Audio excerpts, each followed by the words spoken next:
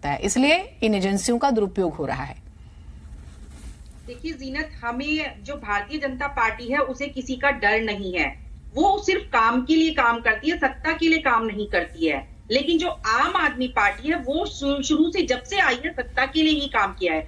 आप देखिए, जो हमारी संवैधानिक एजेंसियां हैं उन पर भी एलिगेशन लगाया जाता है।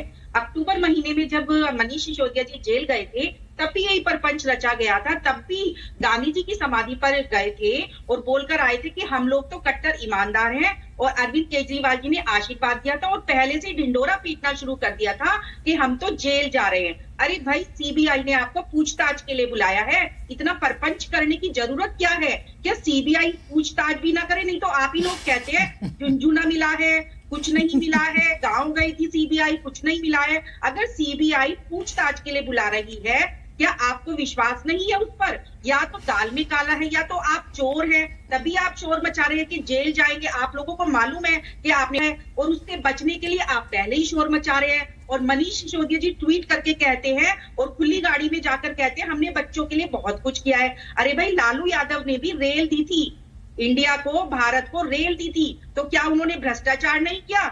सत्येंद्र जैन जी जो 8 महीने से जेल में है, उन्होंने, आप लोग कहते हो स्वास्थ्य मॉडल बहुत अच्छा कर दिया था, लेकिन उसमें कितना भ्रष्टाचार है। और जिस शिक्षा की आप बात करते हो, न्यूयॉर्क टाइम में आप पैसे देके विज्ञापन डलवाते हो। ये दिल्ली की जनता देख रही है इनको किस तरह की राजनीति पर उतारू हो गए हो। मुझे तो ऐसा लगता है आने वाले टाइम में सत्येंद्र जैन जी भी जेल में है, मनीष सिसोदिया जी भी जेल में होंगे, और अरविंद केजरीवाल जी के भी ऊपर चार्जशीट में नाम आया है। तो मुझे लगता है जेल में बैठकर ये लोग लूडो खेलेंगे। तो इस तरह की राजनीति इनको नहीं करनी चाहिए। जिस तरह की राजनीति के लिए ये लोग उतारू हो गए हैं, देश को बेचना चाहते हैं। आप देखिए, जगह जगह पे, कोई भी दिल्ली में ऐसा विभाग नहीं है जिसमें कि भ्रष्टाचार ना हो। शिक्षा विभाग ले लो, स्वास्थ्य विभाग ले लो। ये जो शराब घोटाला है, ये लोग गांधी जी की समाधि पर गए, इन्होंने पंजाब से गांधी जी की फोटो अपने दफ्तरों से हटा दी। गांधी जी की आत्मा आज कितनी दुखी हो रही होगी कि मैं शराब विरोधी था, लेकिन मनीष सिसोदिया जी ने पूरे दिल्ली में शराब के ठेके खुलवा दिए थे।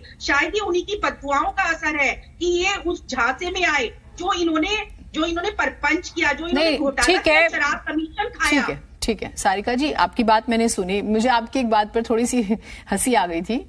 उसमें ये था कि झुनझुने मिले वाली आप बात कर रहे थे। मैं सोच रही थी कि लॉकर में झुनझुने कौन रखता है, मतलब या तो तो पहले से कौन सा झुनझुना बैंक लॉकर में रखा जाता है। चलिए ठीक है, एक लाइट मोड में ये बात जाएगी, सबको पता है सीबीआई जाएगी तो कोई झुनझुना नहीं रखेगा, इन्होंने जानबूझ के झुनझुना रखा, कोई माल नहीं रखेगा वहां पे। नहीं, चलिए एक लाइट मोड में ये बात हो जाती है, लेकिन झुनझुना तो कौन ही रखता है। ठीक है, दिखाइए बाकी मेहमानों को। लेकिन पता है, आपके लिए मैं एक सवाल जरूर पूछ के जाती हूँ, आप जरूर इसको बताइएगा।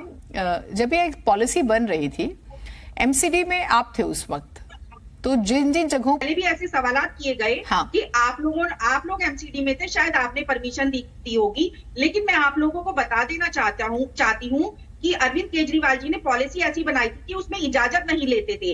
नहीं तो एक बात बताइए कि हमारे जो निगम पार्षद थे, सब लोग थे, अपने अपने एरिया में धरना प्रदर्शन क्यों करते? मतलब वो साइन भी कर देते, वो अथॉरिटी भी दे देते, और उसके बाद धरना प्रदर्शन भी करते, शराब माफियाओं के खिलाफ जो उनके एरियाज में खिले थे वहां भी धरना प्रदर्शन करते। तो ये सब झूठी बातें हैं। इन लोगों ने जो लॉज थे वो इस तरह से बनाए थे कि इनको परमिशन ही नहीं लेनी पड़ी थी। इन्होंने अपनी मोनोपोली से वहां जगह जगह, हॉस्पिटल के बाहर, स्कूलों के बाहर, कोई भी जगह नहीं छोड़ी इन्होंने। हर जगह पर शराब के ठेके खोले थे, और कमीशन तो इन्होंने जो शिक्षा का बहाना करते हैं, इन्होंने शराब माफियाओं से मोटा मोटा कमीशन लिया।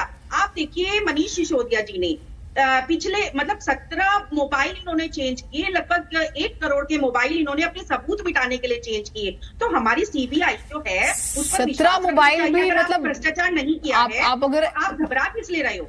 ये 17 मोबाइल 1 करोड़ रुपए के कौन से मोबाइल थे? मतलब अगर मैं देखिए, चोर चोरी से जाए और हेरा फेरी से ना जाए। सीबीआई तो सब कुछ नोट करेगी ना। वो कभी आप भी चैनल पर बुला के हमसे यही पूछते हो कि अभी तक आप जो हमारी सीबीआई को, मनीष सिसोदिया जी को क्यों नहीं उन्होंने पकड़ा? तो मैं हमेशा से यही बोलती हूँ कि हमारी संवैधानिक एजेंसियां हैं, उसमें वक्त लगता है। एकदम से आज कह दो। नहीं, मैं तो ये भी कहूंगी कि ये भी ना कहा जाए कि हमारी एजेंसियां हैं, है ना, वो स्वतंत्र है। इसीलिए हाँ, वो स्वतंत्र है। हमारी उतनी मनीष सिसोदिया जी की भी है, स्वतंत्र है, उतना उनका भी है। ठीक है।